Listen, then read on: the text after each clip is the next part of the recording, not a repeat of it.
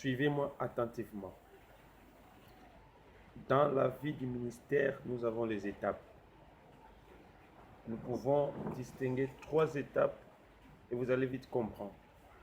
Lorsque Dieu vous appelle, la première étape, c'est l'étape où Dieu se manifeste. C'est l'étape que moi j'appelle la manifestation de la puissance de Dieu. Cette étape est accompagnée de miracles, des prodiges et des signes que le Seigneur opère au travers de vous. Cela a pour objectif de confirmer votre ministère pour faire en sorte que les gens puissent vous suivre et croire à votre ministère, soit prophète, pasteur, apôtre ou docteur. Mais cela doit commencer par le miracle. Deuxième étape, cette étape que moi j'appelle la révélation de la personne de Dieu liée à votre ministère. Chaque personne a une image de la personne de Dieu. Dieu est apparu à Abraham comme le Dieu tout-puissant. Il est apparu à Moïse en se référant aux alliances d'Abraham, d'Isaac et de Jacob. De laquelle manière Dieu vous a apparu? Dans cette étape, il s'agirait de quoi? Dans cette étape, il s'agirait de l'identification de ceux qui seront attachés à toi.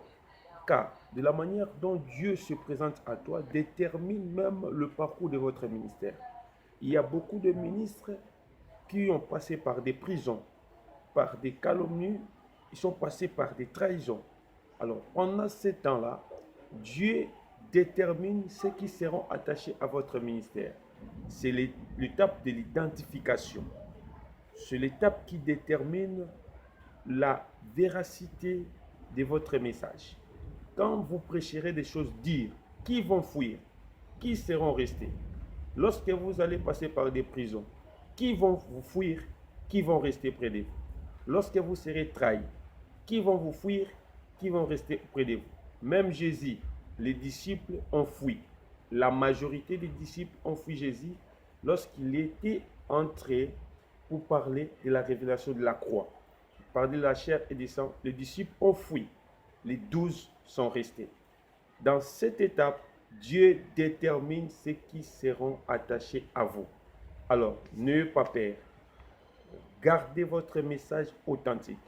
La troisième étape, c'est l'étape de la compréhension de la volonté de Dieu pour la mission de votre ministère et son transfert dans ceux qui s'attachent à vous. Là, c'est l'évolution.